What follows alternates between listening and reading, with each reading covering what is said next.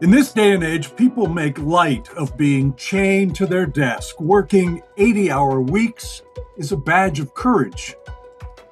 But what many of us don't acknowledge or want to talk about is the fact that overachieving may do more harm than good. Burning the midnight oil means burning the candle at both ends. Being addicted to our jobs can lead to other addictions. It can lead to burnout, family problems, and for what? Today we are joined by Dr. Bryan Robinson, author of Chained to the Desk in a Hybrid World.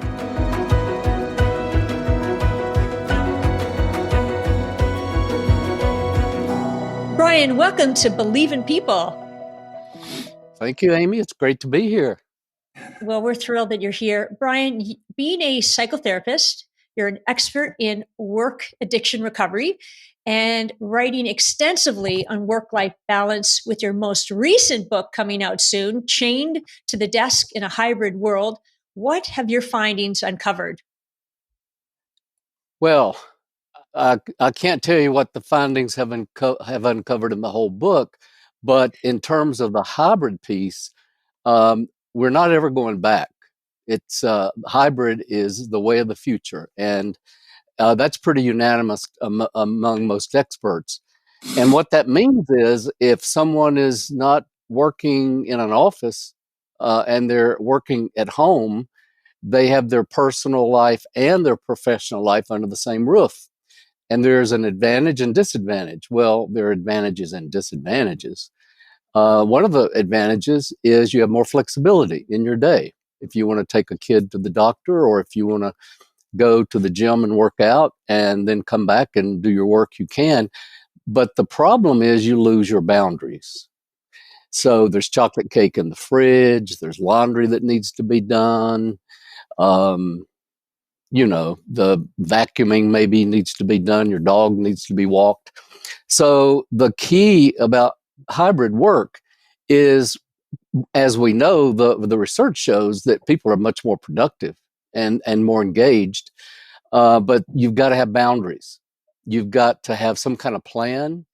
Otherwise, it becomes a problem with work-life balance, a problem most of us didn't have before the pandemic. I was going to work-life balance, but we didn't have the problem with the hybrid issue before. I was just going to say that so many people that I speak with say that they get so much more done in terms of work when they are at home. But what are you saying? People are getting more done, they're more productive, but at the expense of what? At the expense of their own lives, their own freedoms. Right, because what's happening, not only are they getting more done, they're getting too much done because they're burning the midnight oil. And the burnout rate has skyrocketed as a result. That's one of the reasons the boundaries are so important. Is I always tell folks, pretend your office is 5 miles across town and go there only when you're going to be working. If you can. Now, everybody doesn't have a separate room for an office. Some people have to find a place where out of the flow of the traffic, but it's really the same thing we've been dealing with, and I've written other books about work addiction. Workaholics do not have boundaries. They work day and night, weekends, holidays, and I'm a prime example of that. I consider myself in recovery, and I used to not have boundaries at all. And I can tell you a few stories about that if you want. I'm going to leave that up to you, but the first step is knowing you need to have boundaries and time for self-care. Yeah, and actually, thank you, Bryan. To that point, I'd love to hear a few stories because it really helps define how do you define yourself as a workaholic? Because some people don't identify with that, and yet they are. Love to hear that. That's right. And a lot of people don't even believe there's any such thing. I've had colleagues that say that's just a pop term. There's no real such thing as workaholism. So to prove them wrong, when I was a professor at the University of North Carolina, I set out, because we had to publish or perish, but I just happened to be someone who loves to write.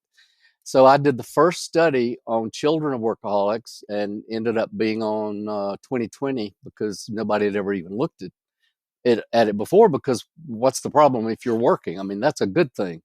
And we know that children of workaholics have higher anxiety, They have what we call an external locus of control, which means they're more chameleons, and they're willing to turn themselves into a pretzel for someone else.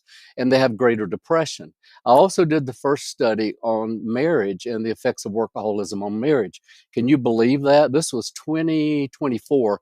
No one had ever done any studies looking at the problems of workaholism because it had been so extolled. And what we know, the divorce rate's 40% higher. People who live with a workaholic, a spouse or partner, have more marital conflict and discord, and are obviously at more risk for divorce than those who don't. So I did those studies, and also at the same time, while I was doing these studies, was going on vacation with my family and friends, and we would get a big house, and they would say, let's go walk on the beach. And I would pretend I was going to rest and yawn, and they would go, and I would watch. This is going to sound really sick because it was, and it does to me now. Once they were out of sight, I would pull out my project. I had to bootleg it anyway because my spouse refused to allow me to take work. But I was so desperate, I took it where I'd hidden it, pulled out a makeshift board as a desk, and feverishly worked on whatever the university project was or the publication in order to get it done. And then when I heard them coming back, I immediately put it away and lay down on the bed and pretend I'd been sleeping. Mm-hmm. Is there, this is a two-pronged question. Is this unique to us in North America? Is it more prevalent here? And the second prong, do we do it out of fear? Do we do it out of fear of losing our jobs, losing our livelihood, losing our lifestyle? It's not unique to us. I would say that just based on the way our culture is in North America, we tend to have more work addiction historically, but that's changing. It's happening now all over the world. The Japanese have a term for death from overwork because work addiction kills. Overworking kills. It's that simple. It creates health problems and it kills. We don't have that language in our vernacular, and I think there's a reason for it because I don't want to get into the politics of it, but the Japanese do, and they call it karoshi, and it's from the throngs of mostly men. It's starting to be more women who die at their desk in their 40s from working morning till night. They're called 7-Eleven husbands in Japan. We're starting to see that trend now all over the world, where people are having more not only physical problems but also psychological problems from overworking. To get to your next question, out of yes, sometimes fear of the job, Kevin, or fear of not being able to stay employed, but it goes a little deeper than that. And I've been doing this research for 20 years, empirically and clinically and anecdotally. And what I have found in the case studies is most true workaholics have a history of what we call parentification. And I know I did or do.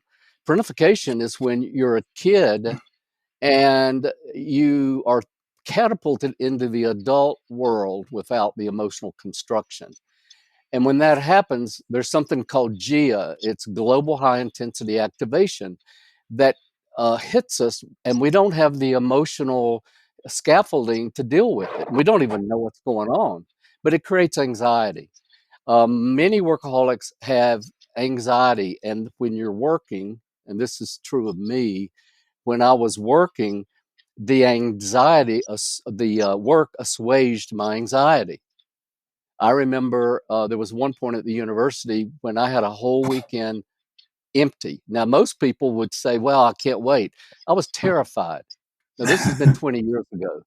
I was terrified. So I found a call for grants, and I remember folding that computer printout under my arm, just like an alcoholic putting a bottle under his arm, and how calm I felt that I knew what I'd be doing that weekend.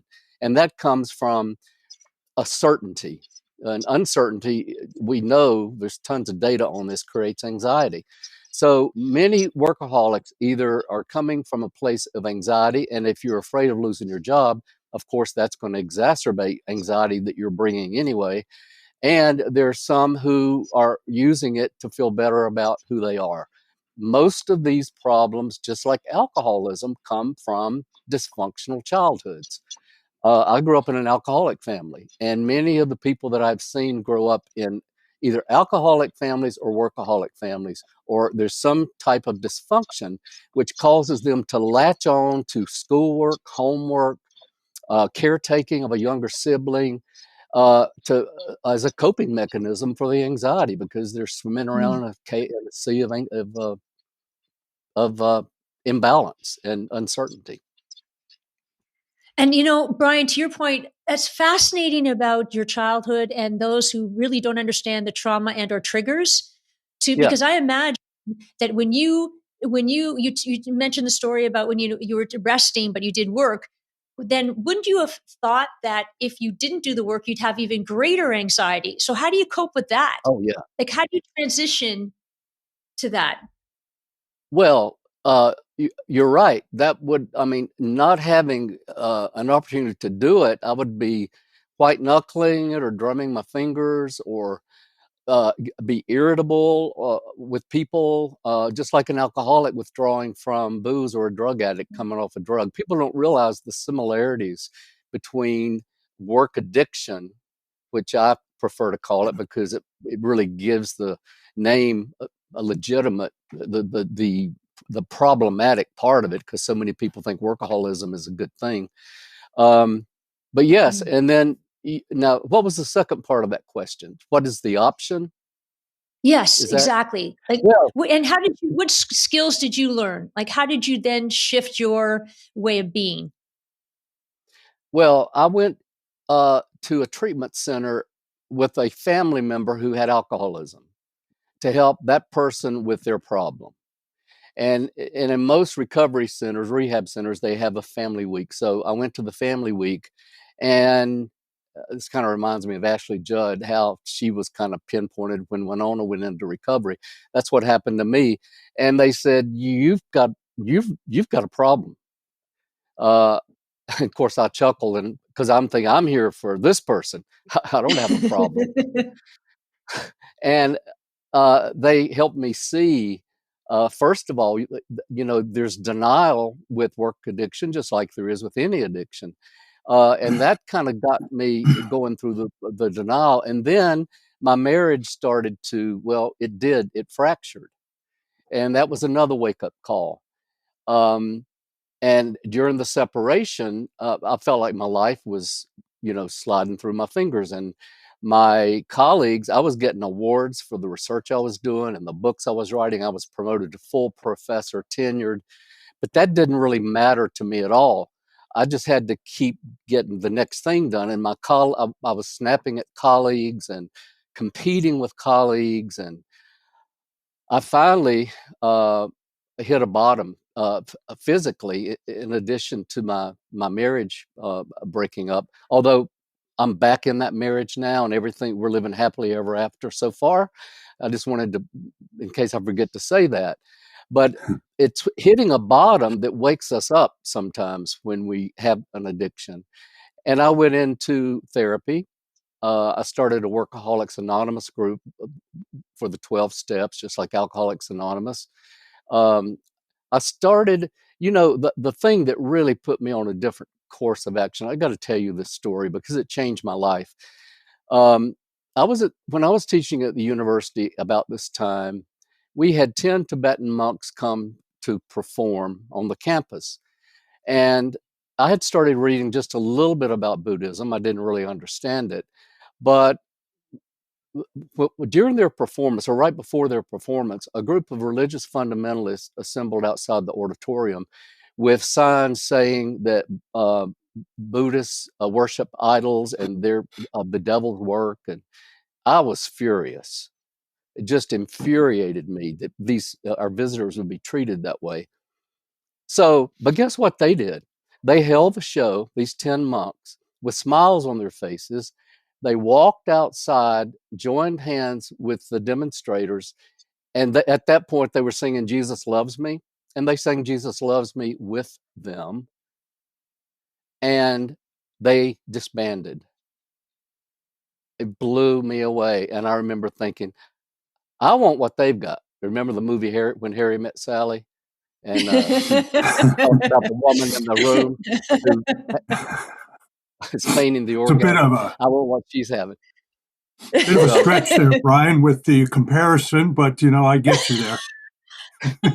well, actually, there is a comparison. There's something I call the C spot that I'd like to talk about.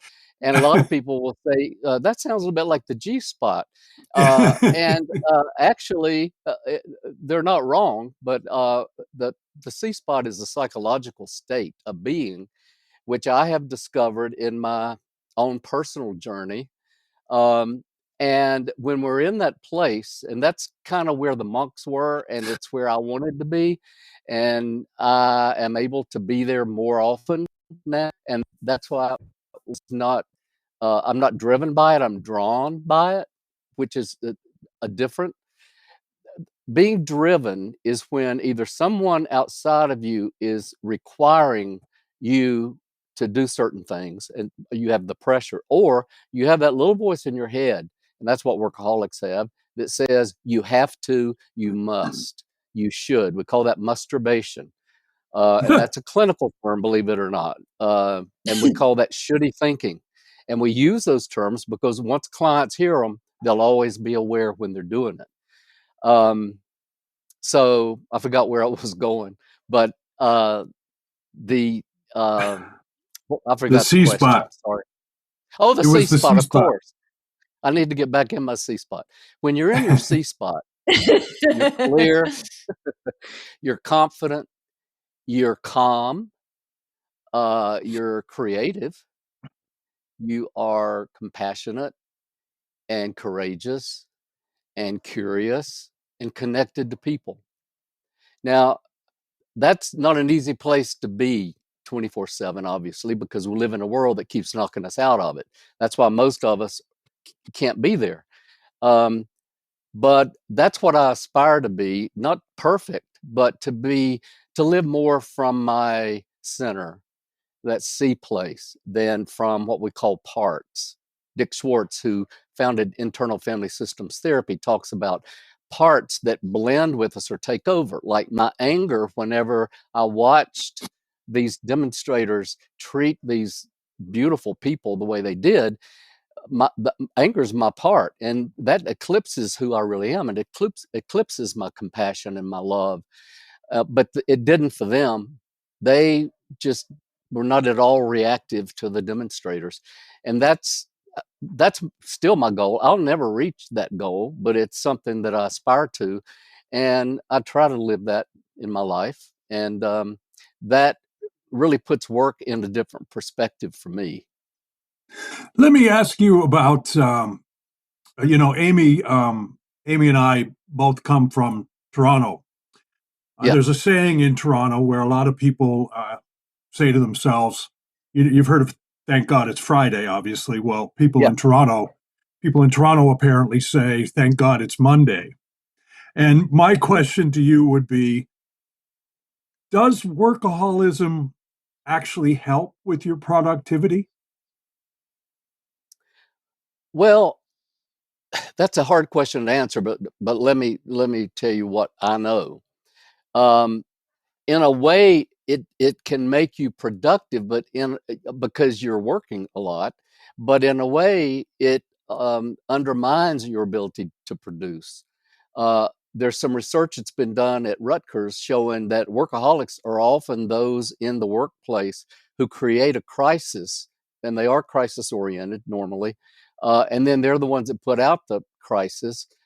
But when you really look underneath, they created it to begin with. And workaholic, if you've been That's a so workaholic, true. yeah, That's if so you've been a true. workaholic, if you've been a workaholic for a while, you're going to have health issues, and heart Yeah. problems. There's tons of whole body research on heart disease and type A personality and work addiction. So that undermines the your ability to have a long career. The trajectory of a workaholic obviously goes up, hits a peak, and then it drops drastically in your 40s. That's when the physical and psychological issues really take over. And you're always, and to that point, Bryan, you are always combating this stigma around, having to perform and to be better than, and the competition and all of this language around getting things done and there isn't enough time. So we're not embracing that as a good thing. We're basically saying, no, great, do as much work as you can. So then how Exactly. does this systematic thinking, like, how do we unravel that where it's a little healthier for us? I think it's happening a little, but what's your take on A that? little, a little. Well, that's been my goal, is to put a stigma on work addiction. Because there was none when I started the research. And my research actually shows the damage. And the book that I wrote, Chained to the Desk, in its 4th edition, also has tons of case studies with Alanis Morissette. I interviewed Jewel, Ariana Huffington, Milk, the music, incredible musician. Gosh, Dan Harris. I could go on and on. Well, Well-known Alanis, people. Aaron Brockovich. didn't you speak to Alanis Morissette? Yeah, Yes. he did. Oh, more than once. I've spoken to her many times. Uh, Um, she she goes around telling people I saved her life. Um, and I know she's from Canada. She lives in LA now, or out that way. I won't say where, but I didn't save her life. She saved her life. But she openly will talk about her own work addiction. And I actually did an interview with her on her website, one of her podcasts on her website, her talking about her own work addiction. And it's very similar to mine. When you meet someone else like Gloria Steinem, when she called me once, the first thing she said to me is, "I feel like I know you." And I didn't understand what she meant, but she had read my book, and her childhood of coming home and not knowing if her mom was going to be wandering the streets or sitting quietly sewing, that uncertainty and created anxiety. And work had become her way of stabilizing herself. And when she read my story, she knew on the outside it was different, but on the inside, people who grow up and are parentified feel like they've known each other all their life. And that's what she meant the first time we spoke. And Alanis, same, the connection between the two of us. And Ariana Huffington, who you may know, talks about the day that she fell after being so burned out and she broke her cheekbone and ended up passed out and ended up in a pool of blood. And that turned Jeez. her life around to creating Thrive Global, actually. So the good news is, those of us who've been through the hell of that, we come out the other side and we can just create. And here's where the creativity comes in. It's one of those C words, just incredible things. I will tell you, and I was thinking about this the other day, I am happier today and I'm older today than I've ever been in my life. I love my life. I'm not driven. I'm drawn. I do what I want to do, not what I have to do. One of the things I want to point out is, for people who are watching or listening, is there's some very simple little tools you can use that I share with people in my writing and when I talk. And it's called flip your perspective instead of flip your lid. So an example would be, I just got through writing an article for Forbes called "Want to versus Have to." Now that sounds like a very simple thing. I've always said this, that if I want to do something, I'm going to be more motivated to do it. I'm going to be drawn. If I have to do it because somebody says you have to, or you must, or you should, or if I have that voice in my head that is requiring me, if you think about it, that's oppositional. It's really adding pressure to yourself. So if you're faced with a task and if you think, I want to, even if you don't want to, is there something about it that you can get excited about? You're more motivated to do it, and you're more likely to complete whatever it is. That's data. I mean, we have research on that. The other thing I wanted to mention is, we talk, if we listen to the language we use of people who are out of balance with their work, you don't have to be a work addict to be out of balance, is listen to the words you use. Deadlines. What if we use lifelines? A lifeline would be, sure, I've got this date that I have to have this done, but on the way to that, I'm going to take care of myself. And that's where mindfulness comes in. Mindfulness as you're walking from the parking deck into your office, mindfulness as you're going to the printer. And what that means is you can do boxed breathing. You can listen to the sounds around you. I'd like to do that with you guys if you're open to it. But you don't have to be thinking about the future or the past. If you think about the present, you're going to move into your C spot because you're going to be calmer and clearer and have more energy, right? Then, what about your tall comings? Can you, Kevin? Can you tell me some of your tall comings? I have no I know idea what that means. Oh, that's good. exactly. Instead of shortcomings, your tall comings. Exactly. Yeah, I it's a love word I it. I made up. love it. Well, I made it up, but again, it's flipping. Just if you flip that around, just think about what we know is we are hardwired with a negativity bias. That's Ah, neuroscience. We're hardwired Yeah. for it. So we tend, positivity has a shorter shelf life. So if I know that my brain, like everybody's brain, tends to fall on more the negative, then I can start to think about, okay, now I can tell you my shortcomings in a heartbeat, one after yeah. another, but what are my tall comings, right? And then people will pause when I ask them to do this, and they have to think for a little bit. That's an example of our internal system and how we have been conditioned to think about who we are in the world. If we start to practice really thinking about what are my tall comings, throw modesty out the window. I'm smart, I'm capable, I'm creative, I'm compassionate, I'm funny, people like to be with me. Whatever they are, you start to see yourself in a more balanced way, and you start to live more from your C spot. So if you see yourself in a more balanced way, you're going to live your life in a more balanced way. This is what work-life balance is really about. It's not about playing more or getting a hobby. That's, well, I won't say what that is. That's elementary. It doesn't really even match what the science is saying today. Work-life balance is about gas and brakes.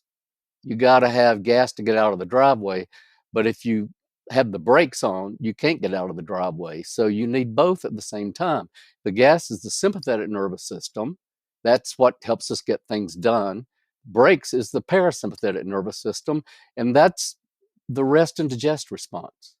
We got to have both, and if you don't have both, you're not going to live a life. Your external life will manifest the way your internal system is designed or the way it's configured. But you can unconfigure that.